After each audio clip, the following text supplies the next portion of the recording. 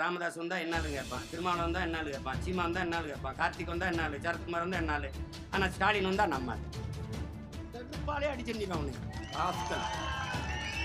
கண்ணுக்குட்டி பால் குடிக்குது, நான் மூத்திரம் குடிக்கிறேன். இருக்காராம், இவர் கஷ்டப்படுறாராம், ஆனா இவர் சாதி முன்னேறிட்டான். அப்போ உங்களுக்கு விளக்கமாறு உண்டாடிக்கணும் தான் இல்லையா?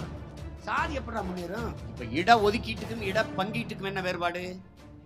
இட பங்கீடு கேட்டு பெறுவது என்பது முழுமையான மனிதன் என்று பொருள்.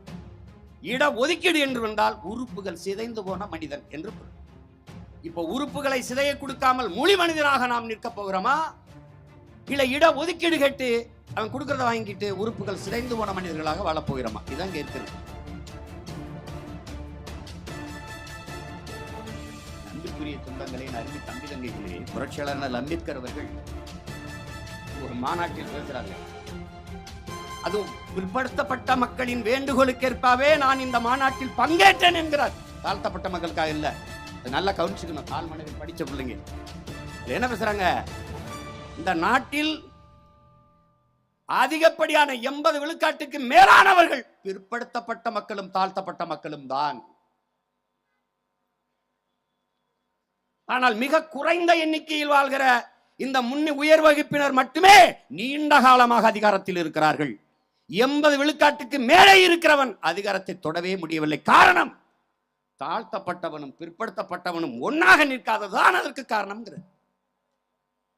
எல்லா தமிழ் இளம் தம்பி தங்கைகள், இன்னொரு அண்ணன் உங்களுக்கு பிறந்து வரணும். இப்ப நான் இருக்கிறவரை கத்துறேன், அதை நல்லா கவனிச்சுக்கணும். இது ஒன்னா நிக்காதாண்டா. அதுக்கு என்ன காரணம்னா, இந்த ஒடுக்கப்பட்ட பிற்படுத்தப்பட்ட மக்கள் தாழ்த்தப்பட்ட மக்களோடு இணைந்து நின்றால் நம்மளையும் அவர்களோடு சேர்த்து தாழ்ந்தவர்கள் தாழ்ந்தவனாக கருதி விடுவான் என்ற உளவியல் நோய், உளவியல் ஒரு தாக்கம் இவனுக்கு இருக்கிறதுனால ஒன்னா நிக்க மாட்டேங்கிறாங்க. இப்ப அவர் என்னை போன்ற பிள்ளைகளுக்கு என்ன கற்பிக்கிறார்? அதுல என்ன சொல்ல வர்றார்? அடுத்த வரி, நாம செய்ய வேண்டியது இந்த தாழ்த்தப்பட்ட பிற்படுத்தப்பட்ட மக்களை ஒன்றாக்கி மாபெரும் அரசியலாற்றாக எழுவதை தவிர நமக்கு வழி இல்லைங்கிற. 18 வயது தொட்டவனுக்கெல்லாம் ஓட்டுரிமை வந்துட்ட பிறகு இந்த நாட்டை ஆள்வதில் நமக்கு என்னடா தடை இருக்க முடியும் கேட்கிறேன். நீ தேவரா எந்திரிச்சு போய் எத்தனை, தேவரந்திரா எந்திரிச்சு போய் எத்தனை, 2 பேரும் ஒன்னா நின்று பாரு எவ்வளவு. நீ உன் கவனத்தில் வச்சுக்க.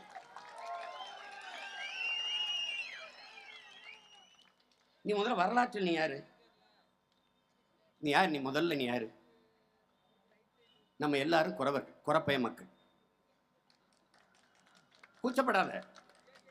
கூச்சப்படாத வரலாறு நீ படிக்கலாம், அண்ணன் படிச்சிருக்கல, கற்பிக்கிறல்ல, அதை கத்துக்க. முதல்ல நம்ம இங்க வர கல் தோன்றி மண் தோன்ற காலத்தை முன் தோன்றிய மூத்த குடி அப்படிங்கிறான். அதில் அதுக்கு முன்னாடி இருக்கு, பொய்யகல நாளும் புகழ் வியப்ப என் வியப்பாம் வையகம் போர்த்த வயங்கு ஒளி நீர் கையகல கல் தோன்றி மண் தோன்றா காலத்தே வாளோடு முன் தோன்றிய மூத்த குடி. என்ன புழுகிறான்? கல் தோன்றிச்சுங்கிறான், மண் தோன்றலைங்கிறான். கல்லு மண்ணும் தோன்றாக்கு முன்னாடி தமிழன் தோன்றிட்டானா? ஏய் பைத்தியக்கார, கல்லுனா மலை, அது தோன்றிருச்சு. மண் தோன்றல, மண் 3வது நிலமடா மருத நிலம். மண் தோன்றுவதற்கு முன்னே மலை தோன்றிடுச்சு. மலையில் மனிதன் தோன்றிட்டான், அவன் தான் தமிழங்கிறான். அவன் யாரு? குன்றில் வாழ்ந்ததால் அவன் குன்றவன். உச்சரிப்பில் இன் குன்றி இன் ஒளி குன்றி குன்றி குன்றி குன்றி குன்றி குன்றி குறவராயிடுச்சு. அதனால நம்ம எல்லாரும் யாரு? குறப்பய மக்கள் தான். அதுதான் ஆதிக்குடி. அங்கிருந்து கீழே இறங்குறோம். அங்க என்ன வேலை செஞ்சுக்கிட்டு இருந்த? வேட்டையாடிக்கிட்டு இருந்த. ஆடு மாடுகளை வேட்டையாடி சாப்பிட்ட, விலங்குகளை வேட்டையாடி சாப்பிட்ட, காய்கறி கிழங்குகளை சாப்பிட்ட, சுனையில் ஓடுற தண்ணீரை சாப்பிட்ட, தேனாடு எடுத்து தின்னுக்கிட்டு இருந்த. அப்படி கீழே இறங்கி வந்த. அதுவும் மருத நிலம். ஏன் மருது? அது முல்லை நிலம். ஏன் முல்லை? அப்படி சின்ன சின்ன பூக்களாக இருக்கிற முல்லை பூக்களை அடர்ந்து பூத்திருந்ததுனால அந்த திணைக்கு பேர். பின்னாடி நம்ம முன்னோர்கள் அந்த திணை நிலத்தை வகுக்கும் போது பகுக்கிறார்கள். அது குறிஞ்சி. ஏன்னா அங்கே குறிஞ்சி மலர் அதிகமாக இருந்தது, இது முல்லை மலர் அதிகமாக இருந்தது. அதனால இது முல்லை நிலம். அங்க காடும் காடு சார்ந்த இடமும் மலையும் மலை சார்ந்த இடமும் குறிஞ்சி, காடும் காடு சார்ந்த இடமும் முல்லை. இந்த நிலத்தில் கீழே இறங்கி வர்றோம். இதுவரை வேட்டையாடி உண்ட விலங்கை ஏன் நம்ம வளர்த்து சாப்பிடக்கூடாது முடிவு பண்றோம்.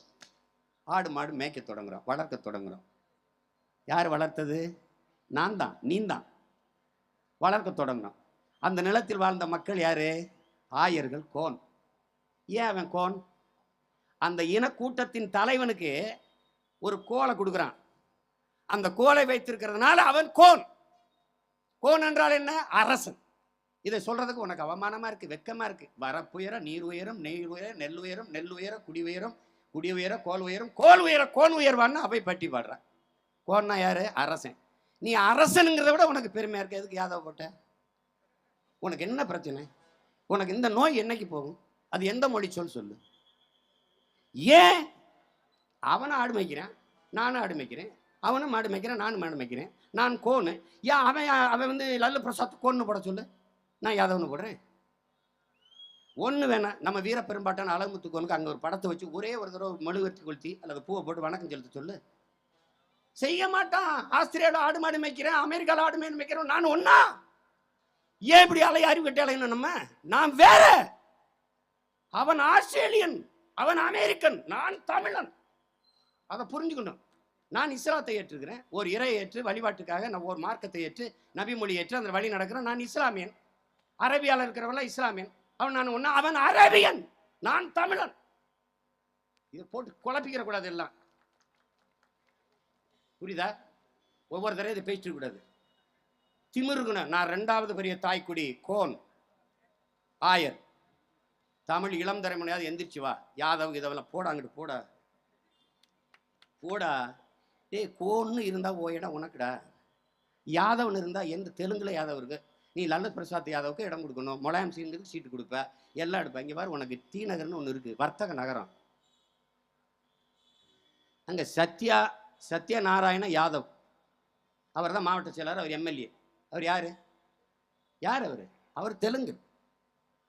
கோன் இருந்தால் அந்த இடம் எனக்கு வந்திருக்கும். யாதவனவன் அவனுக்கு போயிட்டுது. நானே நெளிஞ்ச தட்டில் 4 பருக்கை போட்டிருக்கேன்.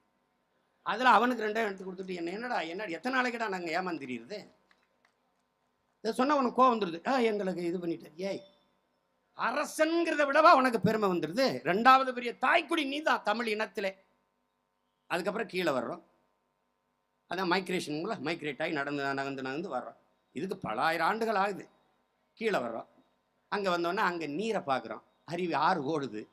ஆறு ஓடினோடனே அங்கே தான் நிலைத்து வாழ தொடங்குறோம். குளிக்கிறோம், நாகரிகம் அடைகிறோம், நிலைத்து வாழ தொடங்குறோம். நகர்ந்து நாடோடிகளாக வந்த கூட்டம் அங்கே நிலைக்குது. அங்கே நிற்கிறோம். அங்கே மருத மரங்கள் நிறையா இருந்ததுனால மருத திணைன்னு மருத நிலம்னு அதுக்கு பேர் வருது. அங்கெல்லாம் பூக்கள், இங்கே மரம். அப்போ வந்து அங்கே இடத்துல என்ன பண்ணுறோம்? நிலம் பள்ளமாக இருக்குது. அங்கே குன்றில் வாழ்ந்தோம், அதனால குன்றவர்கள். இங்கே வந்தோம், அங்கே வந்து இந்த மருத திணை இருக்கு பாருங்க, மருத திணை. இந்த மருத திணத்துக்கும் குறிஞ்சி திணைக்கும் இடையில் வாழ்ந்ததால் நம்ம இடையர்கள். அது குடிப்பெயர் இல்லை, காரண பெயர். நம் குடிப்பெயர் கோன் ஆயர். அதனால விளங்கிக்கணும். கீழே வந்தோம், நிலம் பள்ளமாக இருந்துச்சு. அங்கே வந்து சேர்ந்த நம்ம எல்லாருமே பல்லர்கள் தான். இங்கே இருக்க எல்லாருமே பல்லப்பயிலு தான். அதனால விளங்கிக்கணும். திமிரா இருக்கணும். அங்க நிலம் பள்ளமாக இருந்ததால் அது பல்லர்கள் என்று அழைக்கப்பட்டமே ஒழிய அது நம் குடிப்பெயர் அல்ல. குடிப்பெயர் நாம் வேளாளர்கள். அங்க இதுவரை என்ன செஞ்சோம்? நம்ம ஏன் நம்ம உணவுக்கான பொருளை விளைய வச்சு சாப்பிடக்கூடாதுன்னு சிந்திச்சோம். இதுக்கெல்லாம் ஒரு பெருமை இருக்கு பாரு.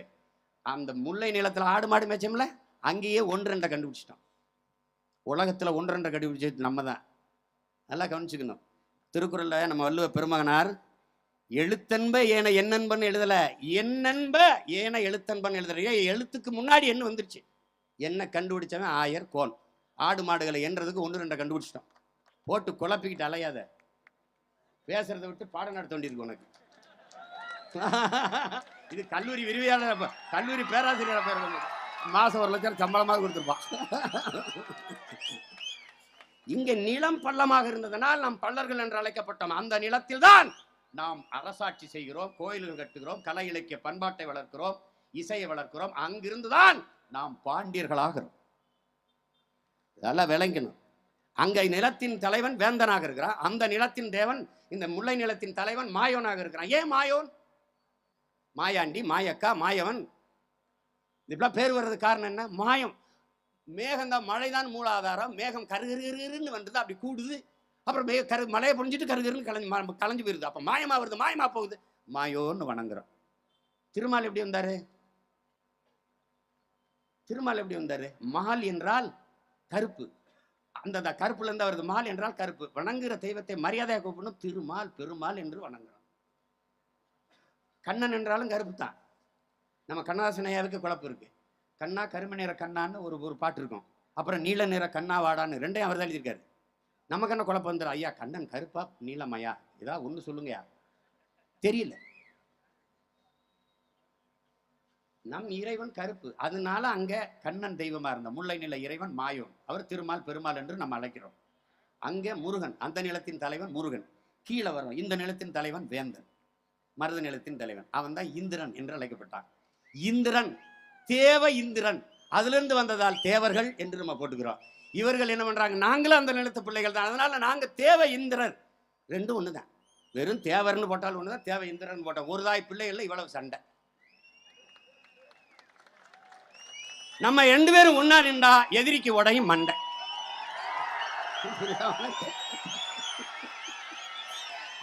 இதுதான் அடிப்படையில் இருக்கிற உளவியல் சிக்கல். இதுதான் இந்த பேச்சப் இருக்கிற பேஸ்ட் போட்டு ஒட்டுறது உலகத்துல உங்க அண்ணனை தவிர எவனாலும் முடியாது. அதனால நான் இருக்கும்போதே ஒட்டியிருக்கேன். மற்றவனுக்கு நோக்கம் இருக்காது. திராவிடம் என்பது ஆரியம் என்பதெல்லாம், திராவிடம் என்பதுனா தமிழ் தேசியனத்தை பிரித்து அதிகாரத்துக்கு வரும். தமிழ் தேசியன அரசியல் பிரிந்து பிளந்து கிடக்கிற தமிழ் தேசியன மக்களை ஒன்றிணைத்து வலிமை பெற்று அரசியல் அதிகாரத்துக்கு வரும். அதான் பிரபாகரன் பிள்ளைகளின் குணம். அதை நல்லா கவனிச்சுக்கணும், போட்டு குழப்பிக்கிற கூடாது. அந்த அடிப்படையில் வந்த இனத்தின் மக்கள் நாம். அதனால இனிவரும் தலைமுறை பிள்ளைகள், தமிழிலம் தலைமுறை பேருக்கு பின்னாடி உனக்கு சொல்லணுமா, நீ யாருன்னு கேட்டா நான் கோன் என்று சொல்ல, பெருமையா சொல்ல. இல்லைன்னா ஆயர்னு சொல்ல. ஆடு மாடுகளை மேய்ப்பர் ஆயர் அப்படிதான் அழைக்கிறாங்க. இன்னைக்கு கிறிஸ்தவ கோயில்கள்லாம் இவர் மேய்ப்பர் ஆயர் அப்படின்னு சொல்றது காரணம் அதுதான். நாம ஆயர், அது உனக்கு கம்பீரமா குறைவா இருக்கா, கோன்னு சொல்லு, அரசன் என்று சொல்லு, போட்டு குழப்பிக்காத. அப்போ இப்ப இந்த இடஒதுக்கீடு சிக்கலுக்கு வருவான். இதுல என்ன வருதுன்னு பாரு, அவனை மறைக்காத.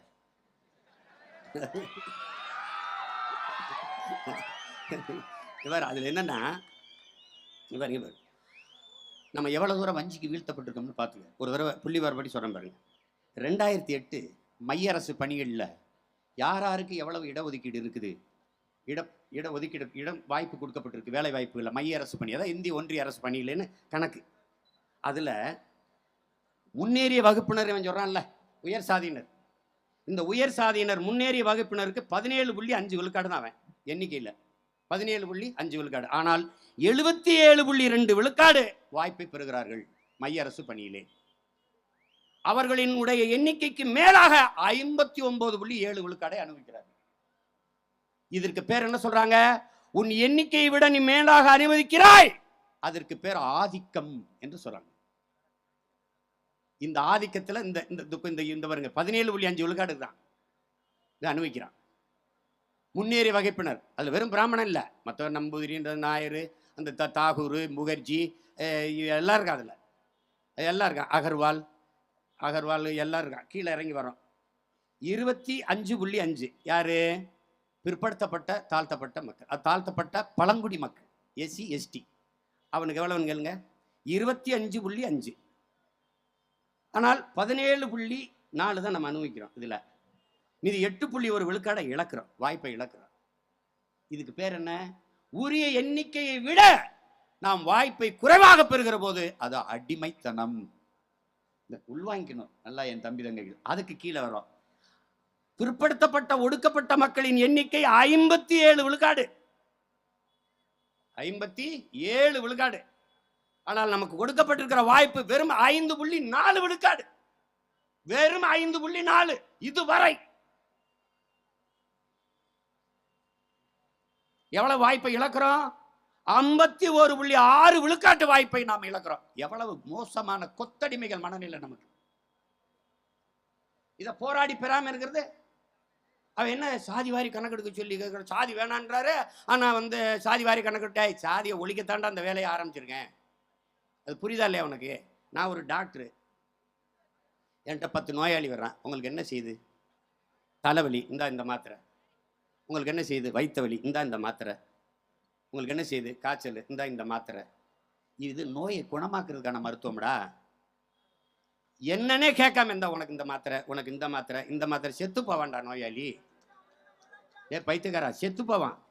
நான் நோய் என்ன என்று கேட்பது நோயை தீர்க்க, நான் உன் சாதி என்ன என்று கேட்பது அதை ஒழிக்க.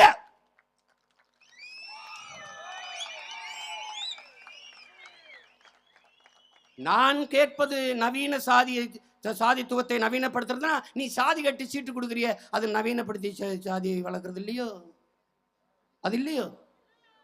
அது எப்படி? அதோட உங்களுக்குலாம் வந்த ரத்தம் எங்களுக்கு வந்த தக்காளி சட்னி ஆயிருது. எப்படி அது? எப்படி நீ சாதி பார்க்காமல் சீட்டு கொடுப்பியா? தமிழ்நாட்டில் ஒரு அரசியல் கட்சி ஆதி தமிழ் குடிகளுக்கு, தேவேந்தருக்கு தெற்க வடக்க வந்து ஆதி தமிழ் குடி பறையர்களுக்கு 26 தொகுதி பொது தொகுதியில் நிற்க வச்ச ஒரு கட்சி சொல்ற ஆண்மை தர்மத்தோட ஒரு கட்சி. போன தொகுதியில் 16, போன தேர்தலில் 21 சட்டசபையில் 16ல் 2016ல் 26 தொகுதி. திராவிட முன்னேற்ற கழகம் ஒரு தொகுதியில், பொது தொகுதியில் ஆதி தமிழ் குடியில தேவேந்திரரை அல்லது பறையரை நிப்பாட்டியது. சொல்றா, கட்சியை கழிச்சுட்டு பாரு, சொல்றா. பெரம்பலூர் பொது தொகுதி ஆயிடுச்சுன்னு இங்க இருந்து நீலகிரியில் கொண்டு எங்க அண்ணன் ஆராசான் நிறுத்தின. அவ்வளவுதான் உன் ஆண்மை, அவ்வளவுதான் உன்னுடைய சமூக நீதி. சமூக நீதி. அதுக்கு ஜெயலலிதா ஒரு பிராமண பெண்ணா இருந்தாலும் தலித் எழில்மலையை கொண்டு போய் அந்த திருச்சியில நிறுத்தி பாராளுமன்ற உறுப்பினராக வெல்ல வைத்தார்கள். அந்த துணிவு, அந்த திமிரு, ஆரிய பெண் பார்ப்பன பெண்ணுக்கு இருந்த துணிவு திராவிட திருவாளர்கள் உங்களுக்கு யாருக்காது இருந்ததுடா? பிரபாகரன் மகனுக்கு தாண்டா இருக்கும் அது. இதே மாதிரி வாக்கு கேட்கிற, இதே மாதிரி பல்லாயிரக்கணக்காக கூடிய இந்த மக்கள் மேடையில் சொன்னேன், அன்பு மக்களே, உங்க மகன் ஒரு தாழ்த்தப்பட்ட தமிழ் இளைஞனை நிறுத்திட்டேன். நான் கேட்டேன், இவன் என் தம்பி, இவன் தமிழன் என்றால் எனக்கு ஓட்டு போடு, இவன் தாழ்த்தப்பட்டவன் என்று பார்த்தா நீ போற்றாத, உன் ஓட்டு எனக்கு தீட்டு என்று பேசினேன். இன்னும் நான் ஜெயங்கொண்டத்தில் பேசின பேச்சு இருக்கு. சாதி வேணாம் என்கிற, வேணாம் தான் சொல்றேன். அது எப்படி ஒழிப்ப? எப்படி ஒழிப்ப? எப்படி ஒழிப்ப? நான் என்ன சொல்றேன் நீங்களே கவனிங்க. இப்ப நாங்க கோனார் எவ்வளவுன்னு எண்ணுங்க. இப்ப நாங்க தேவரில் தேவர்னு எடுக்காத, கல்லர் எவ்வளவு, மறவர் எவ்வளவு, அகமுடையர் எவ்வளவு, நான் படையாச்சி எவ்வளவு, கவுண்டர் எவ்வளவு, உடையார் எவ்வளவு, முத்தரையர் எவ்வளவு, பிள்ளைமார் எவ்வளவு, முதலியார் எவ்வளவு, அப்படி என்ன, நாடார் எவ்வளவு, அப்புறம் குயவர் எவ்வளவு, வண்ணார் எவ்வளவு, முடிதிருத்திர மருத்துவர் குலத்தில் எவ்வளவு, இது என்ன எங்களுக்கு என்ன? நாங்கள் எங்களுக்கு எண்ணிட்டு தலைக்கு ஏற்ப எங்களுக்கு பிரித்து கொடுத்துட்டுன்னு வச்சுக்க. இப்போ நாங்கள் கோச்சிக்க மாட்டோம். இப்போ தேவரில் இப்போ கோனாரை விட தேவருக்கு அதிகம் போயிடுச்சுன்னா என் தாய் விளை தானே எனக்கு வேண்டி, என் கூட்டத்துக்கு வேண்டியது வந்துருச்சுல, என் கூட்டத்துக்கு வேண்டிய சாப்பாடு வந்துருச்சு. அப்போ அவனுக்கு எத்தனை சாப்பாடு போனால் நான் ஏன் வருத்தம் பண்ணும்? என் பசிக்கு உணவு வந்து விட்டது, அவன் பசிக்கு உணவு போறதில் எனக்கு மகிழ்ச்சி. எங்க ஐயா ராமதாஸ் இவ்வளோ கேட்குறாரு, அவ்வளோ கேட்குறாரு, கொடுக்காத. அவர் தான் பல தடவை சொல்றாரு, எண்ணி கொடுங்க, என்ன கொடுத்துரு. அவர் எதிர்க்க மாட்டார். உங்களுக்கு தெரியுமா, இந்த இடஒதுக்கீட்டுக்காக ஐயா பெரியார் வித்திட்டு இருக்கலாம். ஆனால் இந்த இடஒதுக்கீட்டை தமிழின மக்களுக்கு போராடி பெற்று தந்த ஒரு பெருந்தகை நம்முடைய தாத்தா பெருமதிப்பிற்குரிய ஆனமுத்து என்பதை தமிழீழம் தலைமுறையினர் மறந்துவிடக்கூடாது. பார்க்குறாரு, என்னடா நமக்கு எதுவுமே இல்லையடா. நான் முன்னாடி சொன்ன புள்ளி விவரத்தை பார்க்குறாரு அவரு. அது பார்த்துட்டு எதுவுமே இல்லையே, நம்ம ஒடுக்கப்பட்ட பிற்படுத்தப்பட்ட மக்களுக்கு எதுவுமே இல்லை என்று டெல்லிக்கு அவர் நண்பர்களை கூட்டிகிட்டு போறார். 1979 போறார், 78 போறார். 78 போய் டெல்லியில் குடியரசுத் தலைவர் சந்திக்கிறார், பிரதமரை சந்திக்கிறார், பல்வேறு தலைவர்களை சந்திக்கிறார், எல்லா மாநில முதல்வர்களையும் சந்திச்சு பிற்படுத்தப்பட்ட ஒடுக்கப்பட்ட மக்களுக்கான இந்த வகுப்பாரி பிரதிநிதித்துவத்தின் அவசியத்தை எடுத்து ஒரு மகன் பேசுறார். நல்லா ஆங்கிலம் பேசுவார். பேசி அவர்களுக்கு புரிய வைத்து ஒரு கிளர்ச்சியை ஓராண்டுக்குள் உண்டு செய்கிறார். என் அன்பு தம்பி தங்கையில, அருமை பெற்றோர்களே, 1979 ஒரு பெரிய கிளர்ச்சியை செய்தவர். வழியே இல்லாமல் பிபி மண்டல் தலைமையிலே ஒரு குழுவை அமைக்கிறார்கள்.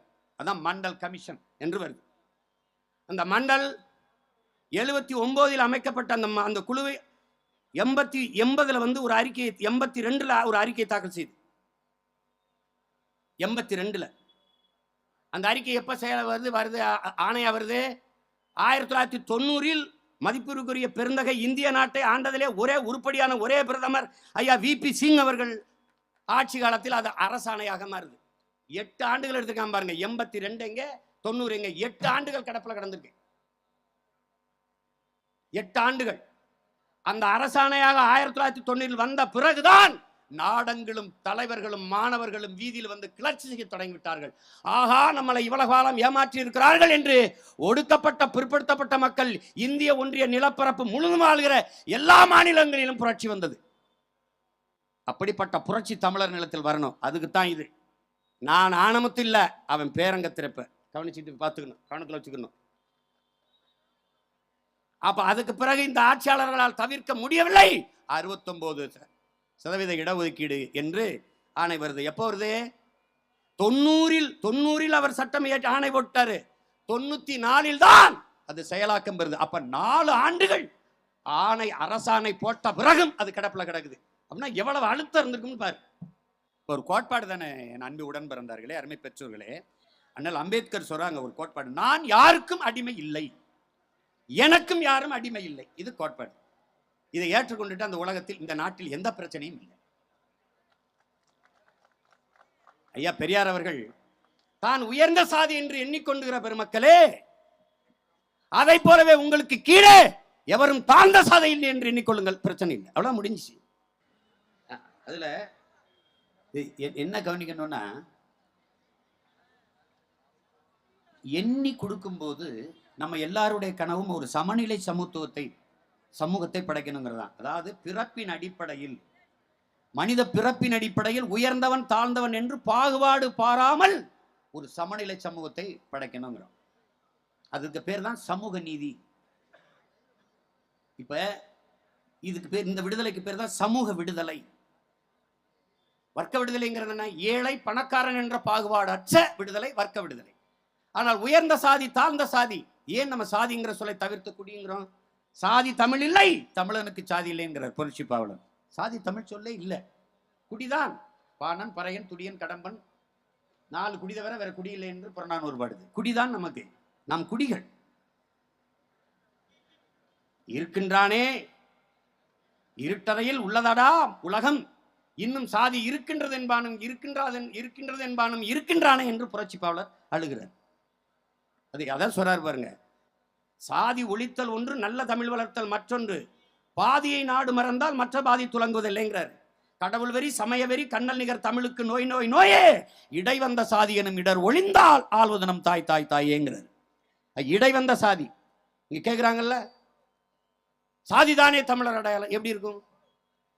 சாதி எப்படி தமிழர் அடையாளம் இருக்கும்? மதம் எப்படி தமிழர் அடையாளமா இருக்கும்? எப்படி அடையாளமா இருக்கும்? நான் எத்தனை ஆயிரம் ஆண்டுகளுக்கு மூத்தவன்? சாதி எப்போது வந்தது? புரட்சியாளர் வரார் பாருங்க, இடைவந்த சாதி. அதுவும் புரட்சியாளர் அம்பேத்கர் 3000 ஆண்டுகளாகத்தான் இந்தியாவில் இந்த பிறப்பின் அடிப்படையிலே பேதம் கற்பிக்கிற வர்ணாசிரம கோட்பாடு உருவானதுங்கிறார். அதுவும் ஆரியர்கள் வருகைக்கு பிறகு 3000 ஆண்டுகளாக இந்த கர்மம் வந்திருக்கு. நான் 50,000 ஆண்டுகளுக்கு மொத்த உலகத்தின் தொல்குடி சமூகத்தின் மகன். நான் ஒரு பேரினத்தின் மகன். உலகில் முதல் மாந்தன் தமிழன், அவன் பேசிய முதல் மொழி தமிழ் என்று எங்களுடைய தாத்தா தேவனை அப்பாவானர் நிறுவுகிறார். அதை நீங்க நன்கு புரிந்து கொள்ளணும், தமிழ் இளம் தலைமுறையினர். அப்படின்னா இடை வந்த சாதி மதம். கிறிஸ்தவம் தோன்றி எத்தனை? சரி 2500 2000 ஆண்டு. இப்போ 2021 அவ்வளோ. அந்த கிபி கிமு தான் கணக்கு. இப்போ 2022 இவ்வளோதான் ஆயிருக்கு. இப்போ 23 வரப்போகுது. இஸ்லாம் தோன்றியப்போ 1500, பௌத்தம் தோன்றியப்போ 2000. இந்த மதங்கள் இவ்வளவுதான். ஆனால் இந்த மதங்கள் சாதிகள் வருவதற்கு முன்பிருந்தே நாங்கள் தமிழர்கள். என் அன்புக்குரிய சொந்தங்களே, உலகத்தீரே நாங்கள் தமிழர்கள்.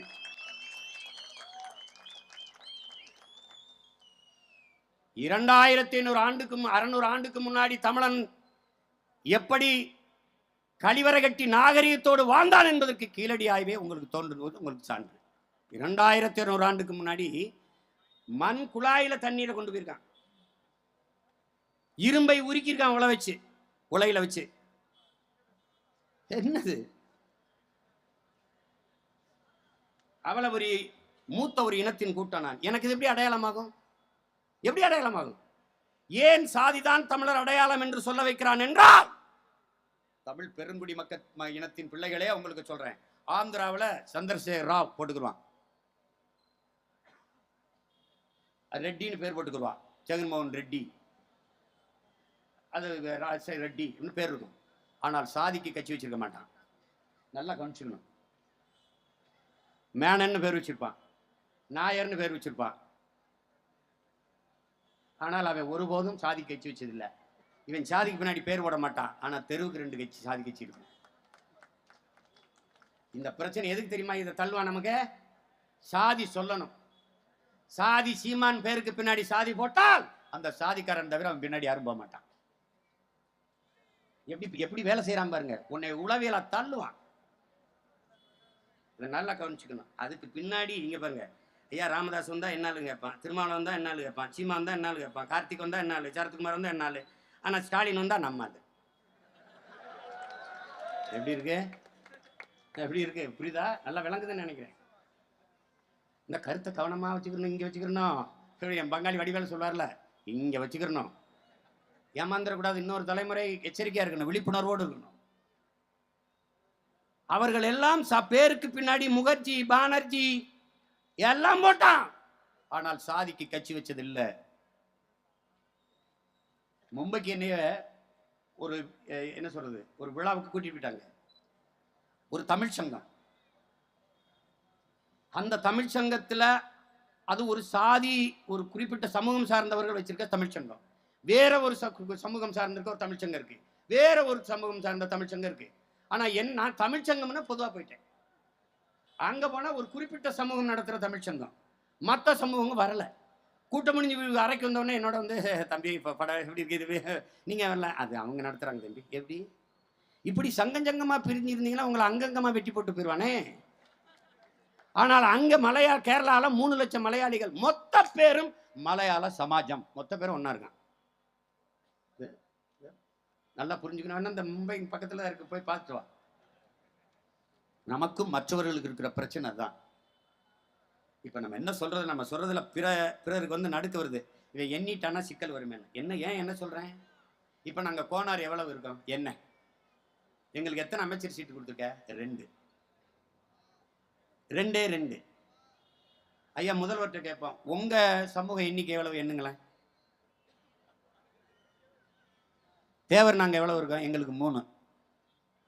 படையாச்சி நாங்க எவ்வளவு இருக்கோம்? எங்களுக்கு 3. ஆனா உங்க சமூகம் இதுல எவ்வளவு எண்ணிக்கையில் இருக்குது? எண்ணுங்களேன். மனச்சான்றுக்கு வஞ்சகம் இல்லாம துரோகம் இல்லாம எண்ணுங்களேன். அது அவர் தானே சொல்றோம். ஐயா ஸ்டாலின் அவர்கள் உங்க குடிகளின் எண்ணிக்கையை எண்ணுங்க. கோனாருக்கு 2, உங்க குடும்பம் உங்க வீட்டிலே 2 அமைச்சர். இது என்ன சமூக நீதி?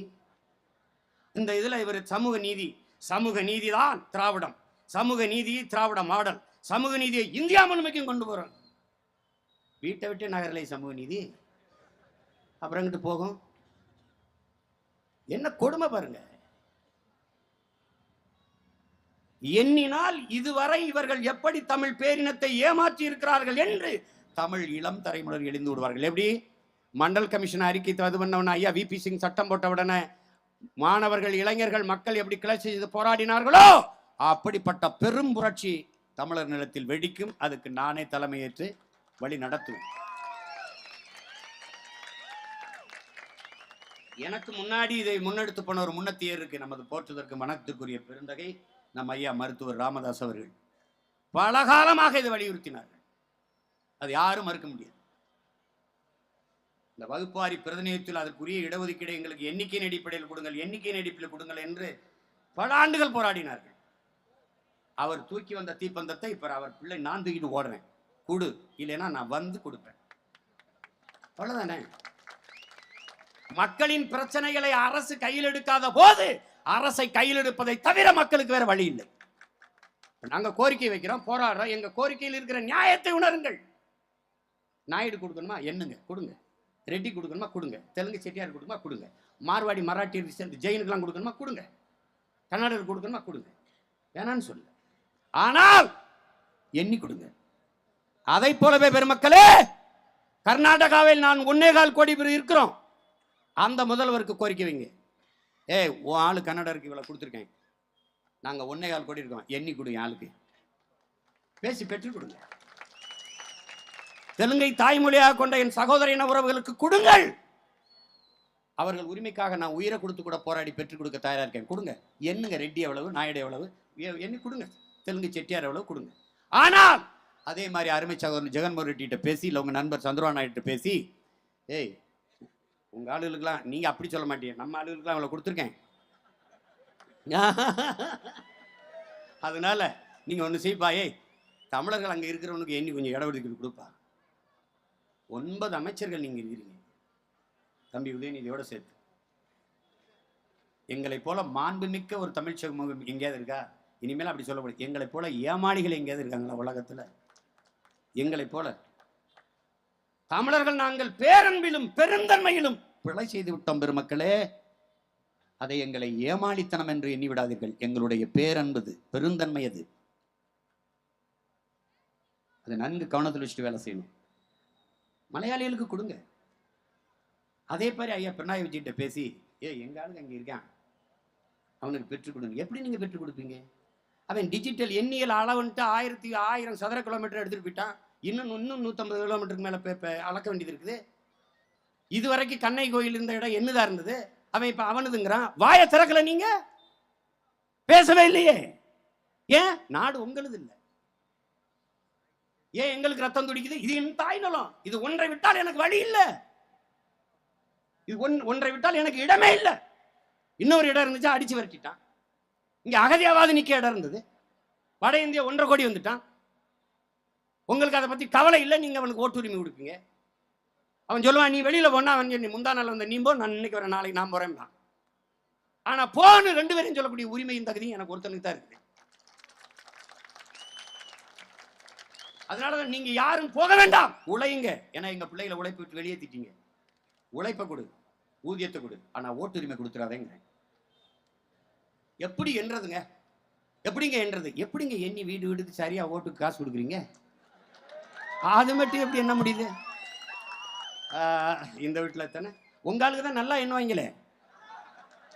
அதுவும் ஓட்டு கேட்கறது தெருவில் போய் கருத்துல பேசுறதுலாம் கிடையாது. திருட்டுக்கோழி பிடிக்கிற மாதிரி முச்சந்தில் உட்காந்துக்கிட்டு எத்தனை பேருமா இந்த 100 நாள் வேலை திட்டத்தை அதுக்கு தான் வச்சிருக்காங்க. அதில் யார் முன்னாடிங்கிற தலைவி யாரோ தலைவன் யாரோ சொல்லி எத்தனை பேர் அந்த வீட்டில் எத்தனை 3ஆம் நம்பர் வீட்டில் அண்ணே 5 ஓட்டுனேன். வாக்காளர் அடை என்ன போய் சொல்லி காசு வாங்கிட கூடாதுல. அந்த வாக்காளர் அடையாள அட்டை காட்டு, அது உண்மையிலே ஓட்டுருக்கு. இந்த 5 ஓட்டில் அது மட்டும் என்ன எண்ணி எப்படி அவங்களுக்கு சரியாக காசு கொடுக்க முடியுது? இது என்றது அவ்வளோ கஷ்டமா? டிஜிட்டல் இந்தியாங்கிற தட்டுனா கடன்னு சொல்ல போகுது. இது என்றதுக்கு என்ன உனக்கு பிரச்சனை கஷ்டம்? அது என்ன முடியாதுங்க. சமூக நீதி பேசுகிற நீங்கள், பெரியாரை பற்றி பேசுகிற நீங்கள், இது எதையுமே பேசாத பீகார்ல நிதிஷ்குமார் எப்படி கணக்கெடுக்கிறார்? சாதி வாரி கணக்கெடுப்பு, குடிவாரி கணக்கெடுப்பு எப்படி எடுக்கிறாரு? அது எப்படி எடுக்கிறாரு? ஏன்னா அவன் அந்த மண்ணின் மகன், அந்த மண்ணுக்கு உண்மையா இருக்குன்னு நினைக்கிறான். அந்த மண்ணை அவன் ஏமாத்தல. ஏன்னா நீங்க 1/2 நூற்றாண்டு காலமாக நீங்களே எங்களை ஏமாத்தி இருக்கிறீர்கள். நீங்க கொஞ்சம் நஞ்சமா? ஒரு பக்கம் ஐயா எம்ஜிஆர், ஒரு பக்கம் ஐயா கருணாநிதி, 2 பேரும் சேர்ந்து. உங்களுக்கு தெரியுமா எம்ஜிஆர் நமக்கு பண்ண துரோகங்கள்லாம் உங்களுக்கு தெரியுமா? கால கொடுமை அதெல்லாம் சொன்னா கண்ணீர் வரும் உங்களுக்கு. ஒரே ஒரு இடத்தில் அந்த மகன் சரியா இருந்துட்டார். அந்த ஒரு இடம் நம் தலைவனுக்கு உண்மையாக இருந்தது, அன்பா இருந்தது, ஒரு தகப்பன் போல இருந்தது. அந்த ஒரு இடத்தில் நாம் அவரை நேசிக்க வேண்டிய கட்டாயத்தை கேட்டோம். தன் தந்தை போல இருந்து உதவியதால் நம் தலைவன் அவருக்கு மகன் போல உண்மையா இருந்தார். இதுதான் உண்மை. மற்ற எல்லா இடமும் தப்பு. எல்லா இடமும் தப்பு. அன்பிற்குரிய தம்பி தங்கைகளே, பள்ளி கல்லூரிகளில் பயிற்று மொழியாக நம் தாய்மொழி இருக்குது. ஆங்கிலம் ஒரு பாடமொழியாக இருக்கு. இதை ஆங்கிலத்தை பயிற்று மொழியாக்கி தமிழை பாடமொழியாக்கிய பெருந்தகையே ஐயா எம்ஜிஆர் தான். கொடுமை. கல்வியும் மருத்துவமும் அரசிடத்தில் இருந்தது, பொதுமையாக இருந்தது. அதை தனியார் முதலாளிகளின் வர்த்தகமயமாக, வியாபார பண்டமாக மாற்றிய பெருந்தகை ஐயா எம்ஜிஆர் அவர்கள். எவரையா மறுக்க செல்வார்? எடப்பாடி பழனிசாமி மறுப்பாரா? அந்த ஐஏஎஸ் அதிகாரி ரங்கவேல் ஐயா ஒரு சின்ன புத்தகம் எழுதியிருக்கிறாரு. அப்படியே அவர் சொல்றாரு, காலில் விழுந்து கதறாரு, தலைவரே கொடுத்துறாதீங்க, தலைவரே, தலைவர் தனியாருக்கு கொடுத்துறாதீங்க, தலைவர். கடைசியா நம்மகிட்ட காசு இல்லை. அரசாங்கத்திடம் இல்லாத காசு தனியார் முதலாளிகிட்ட அப்படி போச்சு, இவர்கிட்ட அப்படி போச்சு. அவ்வளவு இவர் ஆட்சியிலே சாராயத்த முதலாளிகள் எல்லாரும் இன்னைக்கு கல்வி தந்தைகள். பெருமக்களே, கல்வி தந்தைகள், தாளாளர்கள், பல லட்சக்கணக்கான சொத்துகள், கோடிகளுக்கு உரிமையாளர்கள். என்ன கொடுமை பாருங்க. எல்லாத்தையும் தனியார் மயப்படுத்திட்டு போயிட்டு கடைசியா முல்லை பெரியாற்று அணை இருக்குல்ல, அந்த அணை பாதுகாப்பு உரிமை தமிழர்களுக்கு இருந்தது. சின்ன பிள்ளைங்க தம்பி எங்களுக்கு தெரிய வாய்ப்பு இல்லை. இல்ல ராஜா முகமது தேனிக்க கம்பத்துக்கார், அவர் தான் பொதுப்பணித்துறை அமைச்சர், இவர் முதலமைச்சர். கேரளாவில் சந்திப்பு. அப்போ ஐயா பண்ருட்டி ராமச்சந்திரன் இருக்காரு, கேளுங்க. ராஜா முகமது அடிக்கிறார். ஐயா பண்ருட்டி சொன்னா, அண்ணே போகிற பக்கம் பார்த்தா அவர் கையெழுத்து போட்டுருவாங்க பொருக்குன்னு. இதானாலும் சரிடா, எட்டாதரா, நீ போட்டு கையெழுத்து போட்டுறாத, நீ போட்டுறாதன்னு சரிண்ணேன்னு எனக்கு டிசென்ட்ரி போகுது, நான் வரலன்ட்டு ஹோட்டலில் படுத்துக்கிட்டாரு. இவர் போய் இறங்கி கேட்கும்போது முதலமைச்சர் என்ன ராஜா முகமது வரல, சரி நான் போடுறேன்னு கையெழுத்து போட்டு அணையை பாதுகாக்கிற உரிமையவும் மலையாளிகளுக்கு கொடுத்து வந்த மேதை. அது ஒரு இனப்பற்று. இதெல்லாம் நீங்க தெரிஞ்சுக்கணும்ல, எவ்வளவு தூரம் நம்ம வஞ்சித்து வீழ்த்தப்பட்டிருக்கோம். இன்னும் அந்த இமேஜ்ல இருக்காத, அதே பில்டப்ல இருக்காத. அதுக்கப்புறம் அம்மையார் ஜெயலலிதா வந்தாங்க. அவங்க இனப்பற்ற பாரு. வீரப்பன்னு நம்ம சியா நம்ம ஐயா இருக்கார்ல, அவர் உயிரோடு இருக்கிறவரை 6000 சதுர கிலோமீட்டர் காடுகளில் கன்னட காக்கா கூட பிறக்கல, ஒரு காக்கா கூட பிறக்கல. அவன் செத்தான், எடியூரப்பா ஒக்கனைக்கல் என்னதுட்டான், காலை வந்துட்டான். அவன் இருந்திருந்தா எடியூரப்பா என்ன ஆயிருப்பான்னு தெரியாது. அந்த ராஜ்குமாருக்கு நடந்த கதை அங்கேயே நடந்திருக்கும். தூக்கி வச்சு தொலை சேர்ந்திருப்பார். இப்ப என்னாச்சு, இந்த காலை வச்சு ஒக்கனைக்கல் எங்களுதுன்றான். அது தமிழர்களின் நயாகராது, என் நிலத்தின் நதி. என்ன பண்றாரு இவர் தெரியுமில்ல, இவரு ஜெயலலிதா அம்மையார் என்ன சொன்னாங்களோ அது பேசி தீர்த்துக்கலாம்ங்கிற பிரச்சனையே இல்லாத பகுதியை பிரச்சனைக்குரிய பகுதியாக மாற்றிய பெருமகள் அம்மையார் ஜெயலலிதா. டிஸ்ட்ரிபியூட் பகுதியாக மாற்றி விட்டாங்க. ஏன்? அது ஒரு இனப்பற்று. ஈழப்போர்ல உன்னுடைய தலைவன் இந்த இனத்தின் ஒரே தவ புதல் ஒருத்தருக்கான். உலக இன வரலாற்றில் இப்படி ஒரு தலைவன் இருந்திருக்க முடியாது. உனக்கு புரிஞ்சுக்க, தமிழ் பேரினத்தின் பெருமை மிக அடையாளம், வீரம், மானம், அறிவு எல்லாம் கொண்ட ஒரு பெருமகன். அவன் தான் ராஜராஜ சோழன், அவன் பேரன் ராஜேந்திர சோழன் பேரன், புலித்தேவன் பேரன், மருதுபாண்டி பேரன், வேலுநாச்சியார் பேரன், தீரன் சின்னமலை பேரன், அவன் தான். அந்த மன்னர்களின் வாரிசு அவன், அவனுடைய வாரிசு நம்மெல்லாம். இங்க பிரச்சனை படம்னாலும் வாரிசு பிரச்சனை தான், பதவினாலும் வாரிசு பிரச்சனை தான். இந்த ஊர்ல வாரிசுக்கு தான் அடிச்சு கிடக்குறாங்க. அவ என்னது நடக்குது தெரியுமில்ல? ஈழப்போர் முடிஞ்சிருச்சு என் உடன் பிறந்தார்களே. முன்னாடி இருந்த துரோகங்களெல்லாம் விட்டுருங்க, அவர் செஞ்ச துரோகங்களெல்லாம் விட்டுருங்க. நீங்க திரும்பி ஒரு தடவை அதை பின்னோக்கி பாருங்க, விட்டுருங்க. ஆனால் தலைவர் பிரபாகரன் அவர்கள் இறுதி போர் முடிஞ்சிருச்சு. மே 18 சிங்கள அரசு அறிவிச்சிருச்சு. பிரபாகரன் கொல்லப்பட்டு விட்டார், செத்து போயிட்டார், கொன்னுட்டோம், எல்லாம் முடிஞ்சிருச்சுன்னு. கரும்புகை சூழ்ந்த தமிழில் நிலத்தில் அப்படி போகுது, காட்சியில காட்டுறாங்க. உன் இனம் செத்துருச்சு. அந்த துயரத்தை உலக தமிழ் பேரினம் அழுது கொண்டு இருக்குது. உண்ணாம உறங்காம கண்ணீரோடும் கவலையோடும் அப்படியே நாதியற்று நிற்குது. அந்த துயரத்தை வெளிக்காட்ட ஒரு நாள் அரசு விடுமுறை அப்படின்னு ஒரு விடுமுறை அறிவிக்காத ஐயா கருணாநிதி என்கிற தானே தலைவர், தன்மான தலைவர் டாக்டர் கலைஞர் என்ன பண்ணார் தெரியுமில்ல? ஆந்திராவில் ராஜசேகர் ரெட்டி ஹெலிகாப்டர் விபத்திலே, உலங்கூர் விபத்திலே இறந்து போனதுக்கு ஒரு நாள் அரசு பொது விடுமுறை விட்டார். தமிழ் பேரினத்தின் ஒப்பற்ற தலைவன் பிரபாகரன் என்ற தமிழ் தேசிய விடுதலைக்கு புரட்சி செய்த புரட்சியாளன் கொல்லப்பட்டான் என்பதற்கு அந்த துயரத்தை வெளிக்காட்ட, மொத்த இனமும் செத்து போனது என்கிற அந்த துயரத்தை பதிவு செய்ய ஒரு நாள் விடுமுறை விடாத கருணாநிதியின் அரசு, ஆந்திர முதல்வர் ராஜசேகர் ரெட்டி எந்த காங்கிரஸ் கட்சியை எதிர்த்து புரட்சி செய்து இவர்கள் ஆட்சிக்கு வந்தார்களோ அந்த கட்சியின் முதல்வருக்கு ஒரு நாள் அரசு விடுமுறை, தமிழ்நாடு அரசு விடுமுறை. ஐயா பெரியார் இருந்ததுக்கு விட்டதா? இவர்கள் கட்சியின் நிறுவன தலைவர் பேரறிஞர் அண்ணா இருந்ததுக்கு ஆந்திர தேசத்தில் விடுமுறை இருந்ததா? இல்லை இவரே செத்தாரே அதுக்கு விட்டார்களா?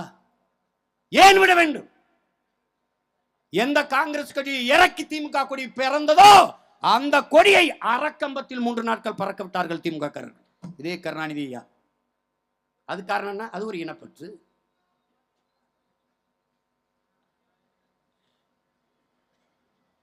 இதையெல்லாம் கத்துக்காம நீ ஒன்னும் செய்ய முடியாது, ஒன்னும் செய்ய முடியாது. என்னன்னா இவர்கள் வஞ்சித்து நம்மளை வீழ்த்தினார்கள். இன்னும் நீ என்ன கத்து எடுக்க மாட்டார்கள். ஆனால் நாம் எடுக்காமல் விட மாட்டோம். குடிவாரி கணக்கெடுத்து எடுக்காமல் விட மாட்டோம். இன்னைக்கு உனக்கு தெரியாது, ஆனால் அண்ணன் ஒரு நாள் இந்த இடத்திற்கு வந்து நான் எண்ணும் போது தெரியும். என்ன அப்படி சொல்லுவேனா? பாரா எத்தனை ஆண்டுகள் நம்மளை ஏமாத்திருக்காங்க.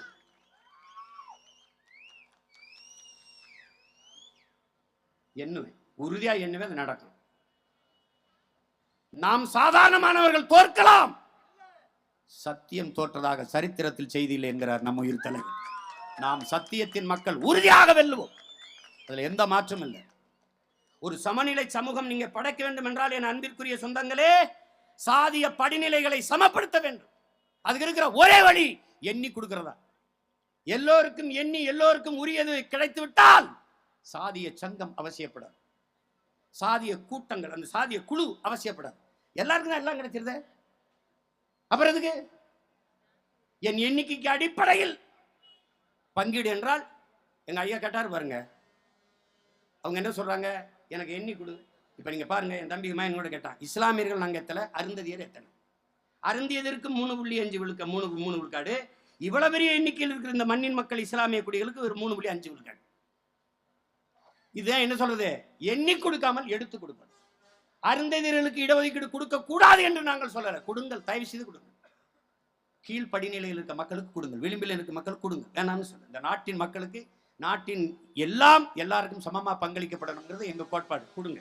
ஆனால் எனக்கு நீ இடஒதுக்கீடு தான் பெற்று கொடுத்துருக்கணும். ஆனால் எனக்கிட்ட இருந்து தேவேந்திரருக்கும் இந்த ஆதி தமிழ் குடிகளுக்குமான இடஒதுக்கீடுல இருந்து எடுத்து உள்ஒதுக்கீடு கொடுத்தது தவறு. நல்லா புரிஞ்சுக்கிட்டீங்களா? உள்ஒதுக்கீடு ஏன் எதுக்குறோம்னு. இடஒதுக்கீட்டை நாங்கள் ஏற்கிறோம், அவர்களுக்கான இடஒதுக்கீடை நாங்கள் எல்லோரும் உயிரை கொடுத்தேனும் போராடி பெற்றுத்தர தயாரா நிக்கிறோம் களத்துல. ஆனா இடம் இல்லையே அப்படின்னா நீ பிசி எம்பிசி இருந்து கொடுத்துருக்க முடியுமா? அவனால நீ சரியான ஆண்மகன் சொல்லு. ஏன் எஸ்சி பட்டியல் இருந்தவன் எடுத்து கொடுத்த? ஏன்னா அதிகார வலிமையற்றவன், குரலற்றவன், ஒடுக்கப்பட்டவனாக இருக்கிறான், அவனுக்கு என்று தலைவன் இல்லை. பிசி எம்பிசில தொட்டிருந்தா அன்னைக்கே உன்னை கொண்டு பேக்வர்ட் அண்ட் மோஸ்ட் பேக்வர்ட்ல இருந்து எடுத்து கொடுத்திருந்தேன்னு வச்சுக்க, 3 விழுக்காடு என்ன ஆயிருக்கும்? நாடு கொந்தளிச்சு. நீ எஸ்சி பட்டியல் இந்த தேவேந்திரத்தையும் இந்த பல்லர்கிட்டையும் பறையர்கிட்டையும் எடுத்து கொடுத்துட்ட. அப்ப இடம் இல்லைங்கிற. இப்ப 10 விழுக்காடு பொருளாதார அடிப்படையில் கொடுத்திருக்கிறியே, அந்த இடம் எங்கிருந்து வந்தது? அந்த 10 விழுக்காட்டு பொருளாதார அடிப்படையில் இடஒதுக்கீடை ஏற்கிற பெருமக்களே, நான் குடிவாரி கணக்கெடுப்பை கேட்கும் போது ஏன் எதிர்க்கிறீர்கள்? அந்த 10 விழுக்காட்டை அவன் எந்த அடிப்படையில் கொடுக்கிறான், எப்படி எண்ணி கொடுக்கிறான், எப்படி எண்ணி கொடுக்கிறான், அதையும் தான் நான் சொல்றேன், கொடு, ஆனா எண்ணி கொடு. ஆனால் அவன் முன்னேறிய வகுப்பினர் ஃபார்வர்ட் கம்யூனிட்டி என்று வச்சு கொடுத்தால் செருப்பாலே அடிச்சிருந்தான். என்ன முன்னேறிட்டான் சொல்லு, என்ன முன்னேறிட்டான்? சாதி முன்னேறி, வகுப்பு முன்னேறிய வகுப்பு முன்னேறிட்டான்ல, அப்புறம் எதுக்கு இடஒதுக்கீடு? என் கேள்விக்கு பதில் சொல்லிட்டு கூறா. முன்னேறிய வகுப்பினர், முன்னேறிய சாதியினர், சாதி எப்படா முன்னேறும்? முட்டாப்பகல எப்படா முன்னேறும்? அதான் முன்னேறிட்டாலும் அப்புறம் எதுக்கு இடஒதுக்கீடு? இல்ல இல்ல பின்ன பொருளாதாரத்தில் பின்னடைஞ்சிட்டான். அடா பைத்தியக்காரா, இடஒதுக்கீடு இந்த முறை வந்தது என்பதே பைத்தியக்காரா. ஏழைங்கிறதுக்காக இல்லடா. சீமான் இந்த தெருவில் போகக்கூடாது, வெற்றிக்குமார் இந்த தெருவில் போகக்கூடாது, இந்த அன்னிலங்கம் இந்த தெருவில் போகக்கூடாது, காமராஜன் தெருவில் போகக்கூடாது, வெங்கடராஜன் தெருவில் போகக்கூடாது. நாங்கள் ஏழைங்கிறதுக்காகடா. டேய், நாங்கள் இடிசாதி மக்கள், தாழ்ந்த மக்கள், தீண்டத்தகாதவர்கள், பஞ்சமர்கள், சூத்திரர்கள் அப்படி சொல்லிதாண்டா எங்களை தெருவில் போகாத, செருப்பு போடாத, கோயிலில் குளிக்காத, கோயிலுக்குள்ள போகாத, குளத்துல குளிக்காத, தண்ணியை நாங்கள் ஊற்றுவோம், இப்படி குடி. பைத்தியக்கார. நேரத்தெல்லாம் ஒரு படம் பார்க்குறேன், மாடு, பசுமாடு கண்ணுக்குட்டி பால் குடிக்குது, இவன் மூத்திரம் குடிக்கான். உங்களுக்கு பேய்தது படம் இருக்கு வளைவெளியில், யாருக்கா அனுப்பி விடுறேன் பாருங்க. நீங்க ரொம்ப போயிட்டு இருக்கு. மாடு பால் குடிக்குது, மனுஷன் மூத்திரம். இவன்ட்ட என்னடா நீதி இருக்கும்? பாரு, இதுல பாரு இன்னொரு கதை கல்லு. இவர் சாதி முன்னேறிடுச்சான், ஆனா பின்தங்கிட்டாரான். கற்றறிந்த இளைய பிள்ளைகள் நன்கு கவனிச்சுக்கணும். இப்ப எதுக்கு இதை சண்டை போடுறோம்னா, பொருளாதார அடிப்படை நம்ம எதுக்குறோம்னா, சீமான் ஏழை என்பதற்காக இந்த தெருவில் போகக்கூடாதுன்னு இல்லை, வெங்கடராஜ் ஏழை என்பதற்காக இல்லை, நாங்க தாழ்த்தப்பட்டவர்கள் என்பதற்காக.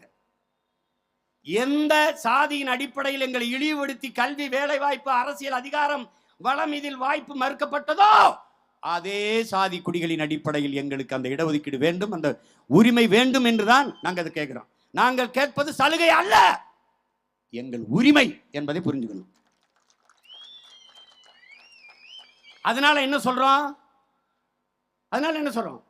பொருளாதாரத்தில் முன்னேற்றம் என்பது என்ன? என் உடன் வந்தார்களே, ஒருவன் கல்வியை கற்று வேலை வாய்ப்பை பெற்று அந்த வேலைக்கேற்ற சம்பளத்தை பெற்று பொருளாதாரத்தில் மேம்படுவது, முன்னேறுவது, இதுதான் முன்னேற்றம். முன்னேற்றத்தின் அளவுகளை தான். ஆனால் இவர் ஏழையா இருக்காராம், இவர் கஷ்டப்படுறாராம், ஆனா இவர் சாதி முன்னேறிட்டான். அப்போ உங்களுக்கு விளக்கமாறு உண்டாடிக்கணும்னு தோணுதா இல்லையா? இங்க வாடா, சாதி எப்படா முன்னேறும்? சரி, கஷ்டப்படுறீங்களா? அது என்ன முன்னேறிய சாதியாவே நான் இருப்பேன், எனக்கு இடஒதுக்கீடு கொடு. நான் அந்த உச்சி கொம்புலே உட்கார்ந்துருப்பேன், நீ ஏறி வந்து ஊட்டி விடு. மரத்தை வேரோடு வெடிச்சு அச்சிஞ்சிருவேன். கீழாதீங்க வாடா, வாடா. இடஒதுக்கீடு வேணும்ல, ஏழையா இருக்கியா? என்னோட பிசி பேக்வேர்டு, மோஸ்ட் பேக்வேர்டு, வாடா வாடா கீழே. இல்லை ஷெட்யூல் ட்ரைப்ஸ் வரியா? கீழே வா. இல்லை நான் எஃப்சியா தான் இருப்பேன். கீழே வந்தால் உனக்கு இடஒதுக்கீடு. எஃப்சியா தான் இருப்பேன்னா அதான் உனக்கு, அதான் அங்க இருக்க பிரச்சனை தான். வந்தால் இடஒதுக்கீடு, வராவிட்டால் இல்லை போடா, அவ்வளவுதான், முடிஞ்சு போச்சு. இடஒதுக்கீடு இல்லை. இப்போ ஒருவேளை நான் சீஃப் மினிஸ்டர் ஆஃப் தமிழ்நாடு, பொருளாதார அடிப்படையில் இடஒதுக்கீடு வாய்ப்பில்லை ராஜா, அவ்வளவுதான். நீ என்ன வேணாலும் போராடு, சாதி முன்னேறாது, அதை நான் ஏற்க இயலாது. அந்த அறிவுகட்ட மடையன் நான் கிடையாது. பின்தங்கி இருக்க பொருளாதாரத்தில் ஏற்கிறேன். வா கீழே வா, வா கீழே வா, என்னோட வா, பிசி எம்பிசிக்கு வா. அதே மாதிரி எங்களை ஒன்று செய்யும். தேவேந்திர குல வேளாளர்கள் எங்களை, நானே என் தம்பியும் தான் போகிறான். தேவேந்திர குல வேளாளரை பட்டி இந்த இதில் இருந்து எங்களை தேவேந்திர குல வேளாளர் என்று அறிவின்னு. அதில் எங்கள் பிள்ளைமார்கள்லாம் சொந்தக்காரெல்லாம் என்னை எவனை ஓட்டு போடக்கூடாது, அடித்து போஸ்ட் ஓட்டி என்னை திட்டிகிட்டு இருந்தான். ஒரு பெரிய தர்க்கமே நடந்துச்சு. அது எப்படி நீங்கள் அவங்க வேளாளருக்கு எங்களுடைய பட்டவங்கன்னு? எப்போ உங்கள் இடத்தை கழட்டி அவன் மண்டையில் வைக்கலப்பா, நான் புதுசாக ஒன்று செஞ்சு வைக்கிறேன். வேளாளர்னா என்ன தம்பி? வேளாளர்னா வேளாண்மை செய்கிறது தானே. அவன் செய்கிறானா இல்லையான்னு கேட்டேன். ஆமாம் செய்கிறாங்க. அப்போ என்ன வேளாளர் தானே அவர்? கொங்கு வேளாளர் கவுண்டர்னு போட்டுக்கிறாங்க, அவங்க வேளாண்மை செய்கிறாங்க போட்டுக்கிறாங்க, இவங்க வேளாண்மை செய்கிறாங்க கேட்குறாங்க. நாங்கள் வேளாளர் தானே. இப்போ நான் வந்துங்க, நான் பள்ளி விடுமுறை கல்லூரி விடுமுறை நாளில் வேட்டைக்கு போவேன், மயில் வேட்டைக்கு. அப்போ நான் யார்? வேட்டுவேன், குறவேன். நான் ஆடு மாடு மேய்ப்பேன். அப்போ நான் யார்? கோனாடு. அப்போ நான் நாங்கள் விவசாயம் பார்க்குறோம். அப்போ நான் யார்? நான் வேளாளர். அப்போ நான் வந்து விடுமுறை நாளில் நான் குளத்தில் கம்மாயில் தூண்டில் போட்டு மீன் பிடிப்பேன். அப்போ நான் யார்? மீனவன். எங்கள் சொந்தக்காரங்க கடலில் மீன் பிடிக்கிறேன், நான் கம்மாயில் மீன் பிடிக்கிறேன். மொத்தமாக நான் தானே. இதில் என்ன உனக்கு பிரச்சனை? அப்போ வேளாளர்னு போட்டு கோச்சுக்கிட்டு அப்போ கிட்ட கருணாநிதி எதுக்கு இசை வேளாளர்னு போட ஒட்டிய? அவர் தெரியாமல் அப்போ நாங்கள் இருந்தோம், இதையும் தெரியாமல் விட்டுப்போ. என்னது பாருங்க, தமிழ் சமூகத்தை எப்படிப்பட்ட நோய்க்கு தள்ளிட்டாங்க பாருங்க. ஆனால் நாங்கள் போராடினோம். ஆனால் பிஜேபி வந்து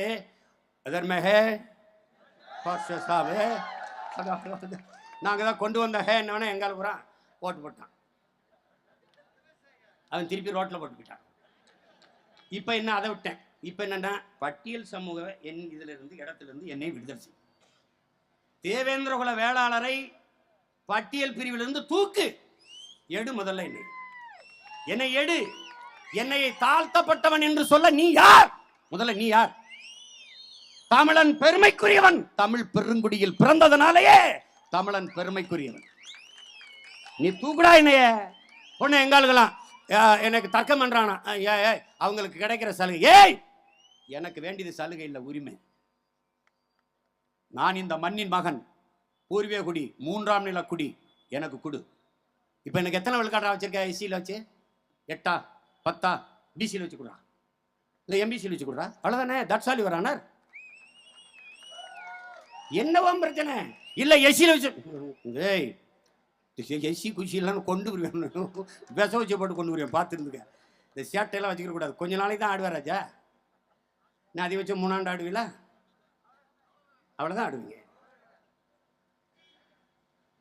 கீரிப்புள்ள சண்டை எப்படி போட தெரியுமா உங்களுக்கு? பாம்பு கீரி சண்டை பார்த்துருக்கா தம்பி? பாருங்க, பாம்பை நல்லா ஆட விடும். இப்படி அப்படிங்க, அப்படி துள்ளும் அப்படி துள்ளும் அப்படி துள்ளும். அவர் ஆடி ஆடி அப்படின்னு பாருல, ஓரே போடு போடுறனா இல்லையான்னு பாரு. நீங்க ஆடு ராஜா, ஆடு. என்னவோ ஒன்று நீங்க பெண் அலையிறாங்க. வந்துருச்சு வந்துருச்சு, உட்காரு. கம்மிங் பேக், உட்காரு. பட்டியல் சமூகத்திலிருந்து எங்களை விடுதலை செய்யணும். மக்கள் நாங்க கேட்கிறோம், எங்களை எடுத்துருந்துச்சு. உனக்கு என்ன பிரச்சனை? எனக்கு இடஒதுக்கீடே வேணாம்ங்கிறமே. அந்த எஸ்சியில் வச்சு எனக்கு என்ன கொடுத்த? பட்டியல் பிரிவு வச்சு என்ன கொடுத்த? அதை பிசி எம்பிசியில் வச்சு கொடு, அவ்வளோதானே. எனக்கு முடிஞ்சிருச்சு, ஒரு பிரச்சனை இல்லையே. நீ எத்தனை நாளைக்கு எங்களை இப்படி மூடி மறைச்சிருவ? ஒரு வேளை இப்போ நான் வந்துட்டேன், நீ என்ன பண்ணிடுவேன்? நீ போடா, அங்கே போட, நீட்டு அங்கே போய் நீட்டுடா, போடா போடா போடா. இந்தியன் மெடிக்கல் கவுன்சில் என்னை ரெக்கக்னைஸ் பண்ண வேண்டாம், சட்டம் போட்டுவேன், தூக்கி போடுவேன், அங்கே அனுப்புவேன். அவன் மாநில அரசின் சட்டத்தை கேட்க வேண்டாம் தான்.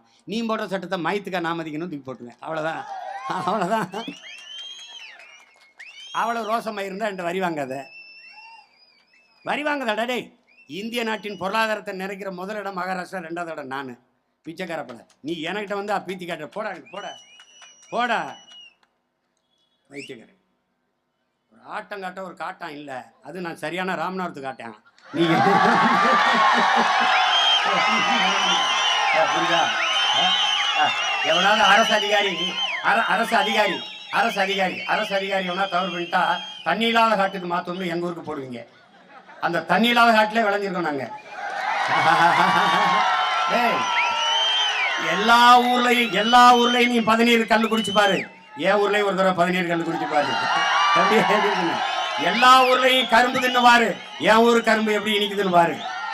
அதெல்லாம் வேற ஆட்டை வச்சுக்கணும் ராஜா. அந்த ஆட்டத்தை நீ வந்து அஞ்சுவதும் அடிபணிவதும் தமிழன் பரம்பரைக்கே கிடையாது என்ற புரட்சிகர முழக்கத்தை வைத்த பிரபாகரனின் பிள்ளைகள் நாங்கள். எந்த சமரசம் கிடையாது, எந்த சமரசமே எங்க வாழ்க்கையில் கிடையாது. சும்மா வந்து இதெல்லாம் வந்துங்க, இதெல்லாம் வந்து ஓட்ட குறி வச்சு பேசிட்டேன். இதை 10 வருஷமா பேசுறேன், போட்டானா என்ன எனக்கு ஒன்றும் கிடையாது. ஆனா பிறவி கடமைன்னு ஒன்று இருக்குல்ல, பிறந்துட்டல அவங்க கூட. அவன் சொல்றான் பாருங்க, மௌனம் என்பது செத்த பிணத்திற்கு சமம்ங்கிறான். மௌனம் என்பது செத்த பிணத்திற்கு சமம். நீங்க பேசினாலும் சாவீர்கள், பேசாவிட்டாலும் சாவீர்கள். அதனால் பேசிவிட்டு செத்து போங்க தகார் ஜாவுத்து. அது மாதிரி அதையே தலைவர் வேற மொழியில் சொல்றாரு, போராடினாலும் சாவோம், நாம் போராடாவிட்டாலும் சாவோம். ஆனால் போராடினால் ஒருவேளை வாழ்வதற்கு வாய்ப்பு இருக்கிறது. அதனால் போராடி விட்டு சாவோம்.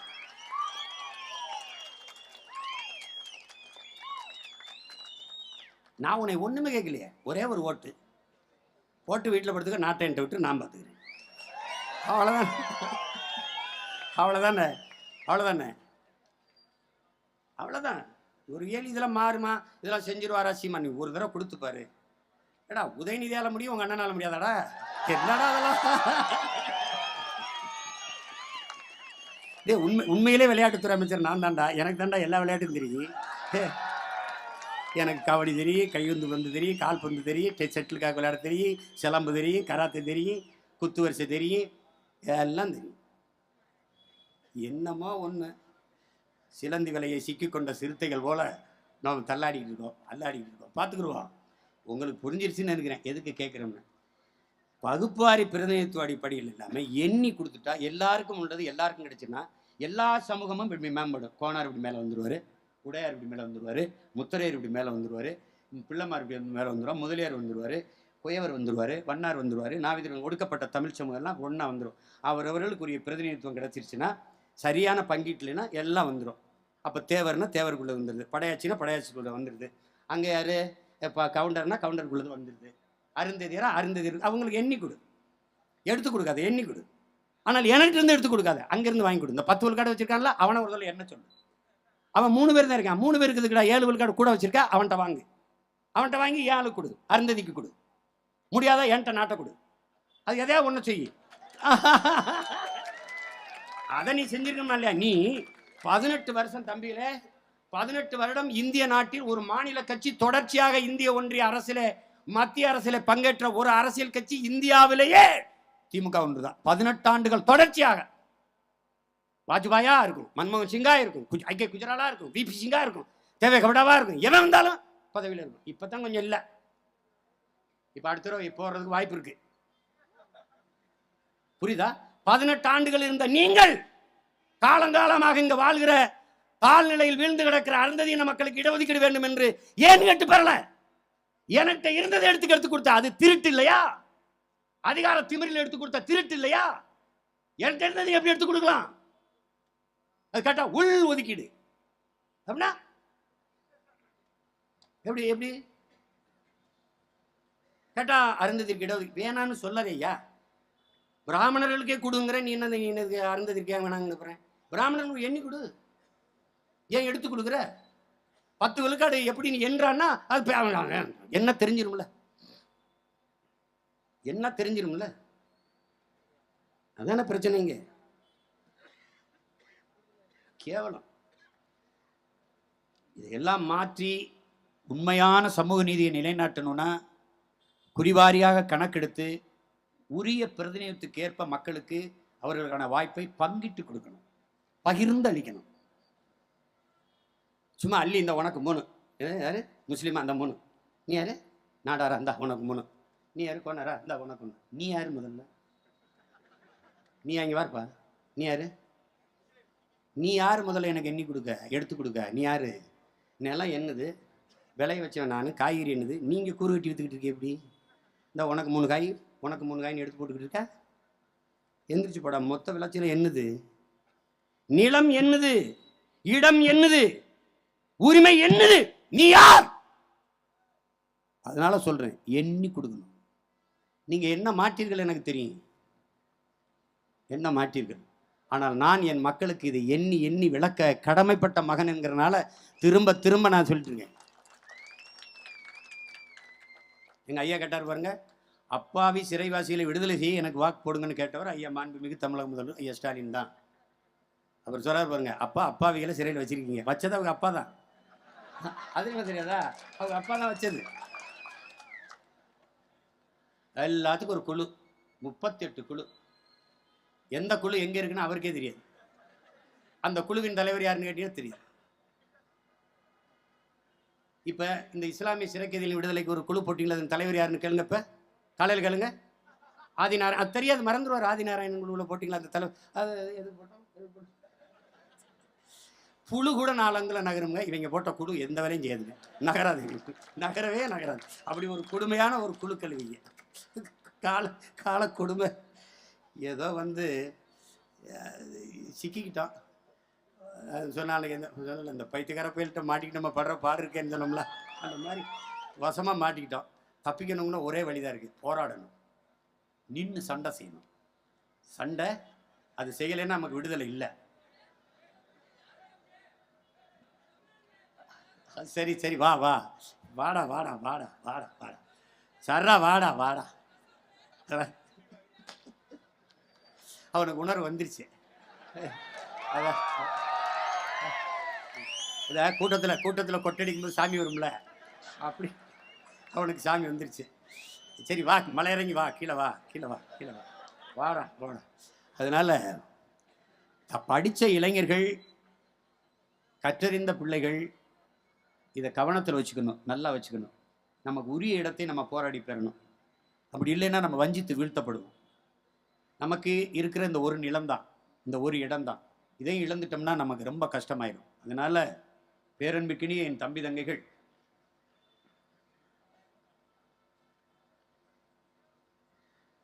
இதை கவனத்தில் வைத்துக்கொண்டு என் அருமை பெற்றோர்கள், ஒன்றுதான் அதிகாரம் மிக வலிமையானது என்கிறார் புரட்சியாளர் அம்பேத்கர். அதே வழியில் நின்று நாம் அதிகாரம் மிக வலிமையானது, அதை அடைந்து விட்டால் அனைத்தும் எளிமையானது என்கிற அடுத்த மொழியை முன்வைக்கிறோம். அனைத்து துன்பப்பூட்டுகளுக்குமான சாவி ஆட்சி அதிகாரம் மட்டுமே என்கிறார் அண்ணல் அம்பேத்கர் அவர்கள். அந்த துன்பப்பூட்டை திறக்கிற திறவுகோலாக உங்களுடைய ஒற்றை ஓட்டு இருக்க வேண்டும் என்பதுதான் உங்கள் அண்ணனுடைய அன்பான வேண்டுகோள். வருகிற 24 தேர்தலில் இன்னொரு முறை இங்கே பேச முடியுமான்னு தெரியாது.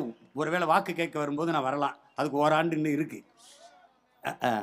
அதனால நீங்கள் எல்லோரும் பிரபாகரனின் பிள்ளைகளாக, சீமானின் உடன் பிறந்தார்களாக மாறி நீங்கள் இதை அரும்பாடு ஆற்றி நம் உரிமைகளை வென்றெடுக்க பாடுபட வேண்டும். இந்த எழுச்சியும் புரட்சியுமான இந்த எது உண்மையான சமூக நீதி என்ற இந்த கூட்டத்திற்காக ஏற்பாடு பண்ணிய அரும்பாடு ஆற்றி உழைத்த என் அன்பு தம்பிமார்கள், தம்பி காமராஜ் அவனோடு இருந்து உடன் பணியாற்றிய தொகுதி செயலாளர், அதுபோல் தம்பி கன்னிலங்கோ அவரோடு இருந்து பணியாற்றிய தம்பி வெண்குலராஜ், மண்டல செயலாளர் தம்பி குமரன், இங்கே உழைத்த ஒவ்வொரு தம்பிமார்களுக்கும், என் உரம் பிறந்தார்கள் அனைவருக்கும் என் அன்பும் நன்றியும் வாழ்த்துக்களும். புரட்சி எப்போதும் வெல்லும், நாளை நமது வெற்றி அதை சொல்லும். உறுதியாக நாம் வெல்லுவோம், இதை உறக்க உலகிற்கு சொல்லுவோம். இலக்கு ஒன்றுதான் நம் இனத்தின் விடுதலை, இனம் ஒன்றாவோம், இலக்கை வென்றாவோம். நாம் தமிழர்.